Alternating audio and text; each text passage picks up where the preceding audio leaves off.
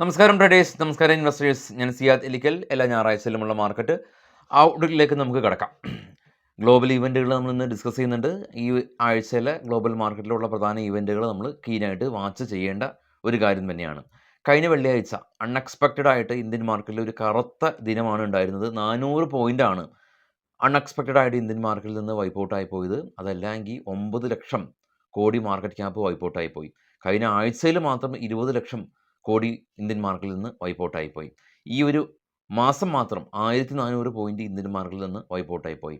Monthly അടിസ്ഥാനത്തിൽ Nifty continuously റെഡിൽ close ചെയ്യുന്ന ഒരു ഒരു സംഭവ വികാസമാണ്. 1994 ശേഷമാണ് കണ്ടിന്യൂസ് 5 മാസം നിഫ്റ്റി റെഡിൽ ക്ലോസ് ചെയ്യുന്നത്. നിഫ്റ്റിയിലെ ഒട്ടുമിക്ക കമ്പനീസ് അല്ല, നിഫ്റ്റിയിലെ 15-ൻ്റെ അടുത്ത കമ്പനീസ് 52 വീക്ക് ലോയിലാണ്. ഇതിൽ ബ്ലൂ ചിപ്പ് കമ്പനീസ് ഉൾപ്പെടെ TCS 52 വീക്ക് ലോയാണ്, Tata motors, BPCL, power grid, SBAN, Hero MotoCorp, L&T, Asian paint തുടങ്ങിയ കമ്പനീസ് എല്ലാം തന്നെ 52 വീക്ക് ലോയിലാണ് ഇപ്പോൾ ട്രേഡ് ചെയ്യുന്നത്. മിഡ് ക്യാപ്പിലാണെങ്കിൽ ഒരുപാട് കമ്പനീസ് 52 വീക്കിൽ ലോയിലാണ് ഇപ്പോൾ ട്രേഡ് ചെയ്യുന്നത്. മാർക്കറ്റിൽ പുതിയതായിട്ട് ഒരു അപ്ഡേറ്റ് ഉള്ളത്, സെബിയുടെ ചെയർപേഴ്സണായിട്ട് തുനിൽ കാന്ത പാണ്ഡെ നിയമിതനായി. അദ്ദേഹം നിലവിൽ മിനിസ്ട്രി ഓഫ് ഫിനാൻസിൻ്റെ റവന്യൂ സെക്രട്ടറിയാണ്. അപ്പോൾ ആ ഒരു പദവിയിൽ നിന്ന് എക്സ്പീരിയൻസ്ഡ് ആയിട്ടുള്ള ഒരാളെ തന്നെയാണ് സെബിയുടെ ചെയർപേഴ്സണിലേക്ക് കൊണ്ടുവന്നിട്ടുള്ളത്.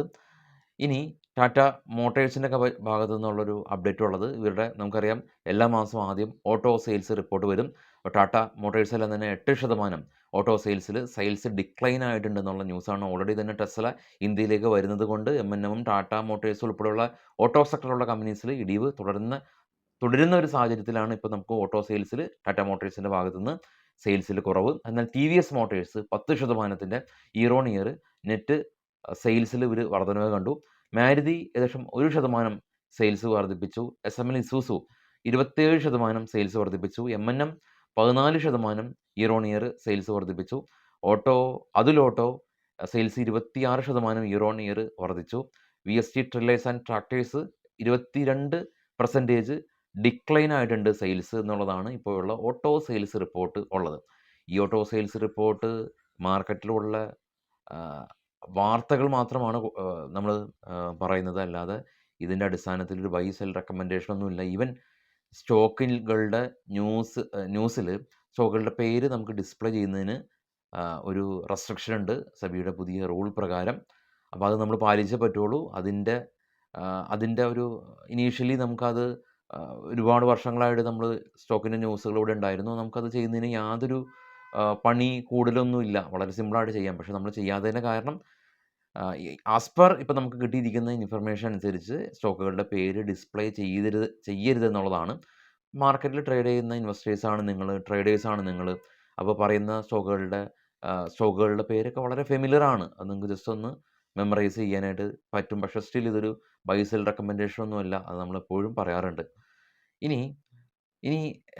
ഇത്തരത്തിലുള്ള മിക്സ്ഡ് ആയിട്ടുള്ള ന്യൂസുകളുള്ള ഒരു അവസരത്തിലാണ് പുതിയൊരു ഡേറ്റ വന്നിട്ടുള്ളത്. നമ്മളുടെ GST കളക്ഷൻ ഏകദേശം ഒരു 9.1% year on year GST collection വർദ്ധിച്ചു.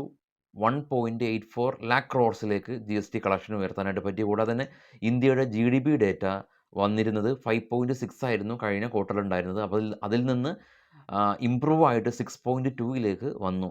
അത് വളരെ ഇമ്പോർട്ടൻ്റ് ആയിട്ടുള്ള ഡേറ്റയാണ്. അപ്പോൾ നമുക്ക് ഈ ഒരാഴ്ച ഉള്ള പോസിറ്റീവായിട്ടുള്ള ഡേറ്റ എന്ന് പറയുന്നത് GST കളക്ഷനും GDP ഡേറ്റ ആണ്. പക്ഷേ സെയിം ടൈം നമുക്കുള്ള നെഗറ്റീവായിട്ടുള്ള കാര്യം എന്ന് പറയുന്നത് FISൻ്റെ സെല്ലിംഗ് ആണ്. ഈ ഒരു വർഷം 1.34 lakh crores ആണ് FIS ഇന്ത്യൻ മാർക്കറ്റിൽ നിന്ന് സെല് ചെയ്തത്. കഴിഞ്ഞ വർഷം അത് 3 ലക്ഷം കോടി ആയിരുന്നെങ്കിൽ 12 മാസം കൊണ്ട് ഇപ്പോൾ 2 മാസം കൊണ്ട് കഴിഞ്ഞ വർഷം സെല് ചെയ്യുന്നതിൻ്റെ നേർപകുതി 2 മാസം കൊണ്ട് അവർ സെല് ചെയ്ത്. 2020 ശേഷം 2020 ഇയർ ഓൺ ഇയർ അടിസ്ഥാനത്തിൽ FIS 2020 എന്ന വർഷത്തിലാണ് അവർ നെറ്റ് ബയേഴ്സ് ആയിട്ടുള്ളത്. 20 ശേഷം FIS ഇന്ത്യൻ മാർക്കറ്റിൽ നിന്ന് ഏകദേശം ഒരു 7.5 ലക്ഷം കോടി സെല്ല് ചെയ്തിട്ടുണ്ട് എന്നുള്ളതാണ് കണക്കുകൾ.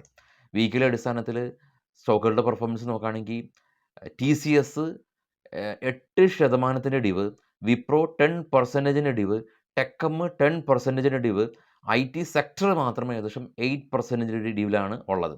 അപ്പോൾ ഇത്തരം സാഹചര്യത്തിൽ ഗവൺമെൻറ് എന്ത് ചെയ്യുന്നു എന്നുള്ള ഒരു ചോദ്യത്തിന് നമ്മൾ കണ്ടു, ആദ്യം RBI ബോണ്ട് പർച്ചേസ് ചെയ്ത് ബാങ്കിങ് സിസ്റ്റത്തിലേക്ക് ലിക്വിഡിറ്റി ഉയർത്തിയതായിട്ടുള്ള ന്യൂസ് നമ്മൾ കണ്ടു. പിന്നെ കഴിഞ്ഞ ആഴ്ച നമ്മൾ കണ്ടത് നോൺ ഫിനാൻഷ്യൽ ബാങ്കുകൾക്ക് ഫണ്ട് റൈസ് ചെയ്യുന്നതിനുള്ള റെസ്ട്രിക്ഷൻസ് കുറച്ചു. അപ്പോൾ നോൺ ഫിനാൻഷ്യൽ ബാങ്കിങ് കമ്പനീസ് എല്ലാം തന്നെ റാലി ചെയ്ത് നമ്മൾ കണ്ടിട്ടുള്ളതാണ്. പുതിയതായിട്ട് ഗവൺമെൻറ്റിൻ്റെ ഭാഗത്തു നിന്നുള്ളൊരു അപ്ഡേറ്റ് ഉള്ളത് PMF 2.0, അതായത് നിലവിലുള്ള ബാങ്കിങ് സിസ്റ്റത്തിൻ്റെ ലിക്വിഡിറ്റി ഉയർത്താനായിട്ട് ബോറോവിങ്സ് എല്ലാം തന്നെ ചെയ്യുന്നതിന് വേണ്ടിയിട്ട് റെസ്ട്രിക്ഷൻസ്, സെക്യൂരിറ്റി റെസ്ട്രിക്ഷൻസ് എല്ലാം തന്നെ കുറച്ചുകൊണ്ട് വരുമെന്നുള്ള ഒരു വാർത്തയാണ് എക്സ്പെൻഡിച്ചർ സെക്രട്ടറി മനോജ് ഗോവിലിൻ്റെ അദ്ദേഹത്തിൻ്റെ ഭാഗത്തു നിന്നുള്ളത്. അപ്പോൾ ഗവൺമെൻറ് തലത്തിൽ ബാങ്കിങ് നെറ്റ്വർക്കിലേക്ക് ഫണ്ട് ഇൻഫ്ലോ ചെയ്യാനായിട്ട് ബോണ്ട് റീപർച്ചേസ് ഉൾപ്പെടെയുള്ള കാര്യങ്ങൾ RBI ഉൾപ്പെടെ ചെയ്തിട്ടുണ്ട്. കഴിഞ്ഞ തവണ RBIയുടെ മോണിറ്ററി പോളിസിയിൽ ഇൻട്രസ്റ്റ് റേറ്റ് കുറച്ചുകൊണ്ട് വരാനായിട്ടൊക്കെ ചെയ്തിട്ടുണ്ട്. അപ്പോൾ ഗവൺമെൻറ് ഭാഗത്തു നിന്നൊക്കെ ചെയ്യുന്നുണ്ട്. അപ്പോൾ ഇനിയിപ്പോൾ മാർക്കറ്റ് സെൽ ഓഫ് ആണ്, ഇനിയിപ്പോൾ ഇത് തിരിച്ചു കയറും, അങ്ങനെയൊന്നും നമ്മൾ പറയാൻ ആളല്ല. മാർക്കറ്റാണ്, എന്തും സംഭവിക്കാം. ഇത് ഇത്രയും നമ്മൾ ഡിസ്കസ് ചെയ്ത ന്യൂസാണ്, ഇനിയും ഡിസ്കസ് ചെയ്യുന്നത് ന്യൂസാണ്. ഇൻഡിഗോയുടെ ഭാഗത്തു നിന്നുള്ള ഒരു ന്യൂസ് ഉള്ളത്, Boeing 787 aircraft Delhi to Bangkok റൂട്ടിലൂടെ പുതിയ എയർക്രാഫ്റ്റുകൾ അവർ ലോഞ്ച് ചെയ്തു. കൂടാതെ തന്നെ കൊച്ചി ടു റാസൽഖൈമ, UAEയിലുള്ള റാസൽഖൈമയിലേക്ക് ഒരു പുതിയ നോൺ സ്റ്റോപ്പ് ഫ്ലൈറ്റുകളെല്ലാം തന്നെ അവർ ആരംഭിച്ചു എന്നുള്ള ന്യൂസ് ഈ ഒരു ഇൻഡിഗോയുടെ ഭാഗത്തു നിന്നുണ്ട്. ഇനി ഗ്ലോബലി നോക്കുകയാണെങ്കിൽ എന്താണ് കാണാൻ സാധിക്കുന്നത്? ഗ്ലോബലി നോക്കുകയാണെങ്കിൽ വെള്ളിയാഴ്ച ദിവസം US മാർക്കറ്റ് ഗംഭീര റാലിയാണ് രേഖപ്പെടുത്തിയത്. US മാർക്കറ്റിൻ്റെ റാലിയിൽ ഇന്ത്യൻ മാർക്കറ്റായിട്ടുള്ള നമ്മുടെ ഗിഫ്റ്റ് നിഫ്റ്റിയും ഒരു 90 പോയിൻറ്റിൻ്റെ റാലി രേഖപ്പെടുത്തിയിട്ടുണ്ട്. അതായത് കഴിഞ്ഞ വെള്ളിയാഴ്ച നമ്മുടെ മാർക്കറ്റ് ക്ലോസ് ചെയ്തതിന് ശേഷം US മാർക്കറ്റ് അതിഭീകരമായ റാലി രേഖപ്പെടുത്തി. അതിൻ്റെ ഭാഗമെന്നോളം ഗിഫ്റ്റ് നിഫ്റ്റി ഏകദേശം ഒരു 90 പോയിൻറ്റിൻ്റെ ഒരു റാലി ഉണ്ട് എന്നുള്ളതാണ്. ആദ്യം നമുക്ക് നേരെ ഈ ഒരു US മാർക്കറ്റിൻ്റെ അവസ്ഥയൊക്കെ നോക്കാം. താഴെ കാണാം, നാസ്ഡാക്ക് എത്ര പോയിൻറ്റാ? 300 പോയിൻറ്റ്. പെർസെൻറ്റേജ് എത്രയാണ്? 1.63. ഡോ എത്ര പോയിൻറ്റാ? 600 പോയിൻറ്റ്. എത്ര പെർസെൻറ്റേജ് ആണ്? 1.39. അതിന് മുകളിലുള്ള 3 യൂറോപ്യൻ മാർക്കറ്റും പ്ലസ് ആണ് എന്നുള്ളതാണ് കാണാൻ സാധിക്കുന്നത്. അപ്പോൾ അതിനർത്ഥം എന്താ? US മാർക്കറ്റ് അതിശക്തമായ rally, gift Nifty 90 point up. ഇനിയിപ്പോൾ ഗിഫ്റ്റ് നിഫ്റ്റി 90 പോയിൻറ്റായ അപ്പ് എന്ന് നമ്മളിപ്പോൾ ഡിസ്കസ് ചെയ്തു. തിങ്കളാഴ്ച രാവിലെ ഗിഫ്റ്റ് നിഫ്റ്റി ഇടിയും.